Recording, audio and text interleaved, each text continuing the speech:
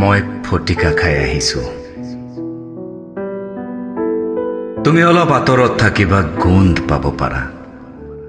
মই ফটিকা খাই আহিছো, যিটো গান গোৱাৰ একান্ত ইচ্ছাত মই উদযাপন কৰো যন্ত্ৰণাৰ উৎসৱ। তাকে শুনাবলৈ মই ফটিকা খাই আহিছো। মোৰ বুকু ফালি উঠেৰে নিগৰিব লগা গাখীৰতী ধানৰ গোন্ধ যেন গানটো গাওঁ গাওঁ বুলিও গোৱা নহয়, যিটো গানৰ সুৰ হেৰাই তুমি শিল এটাৰ ওপৰত বহি থকা দেখি।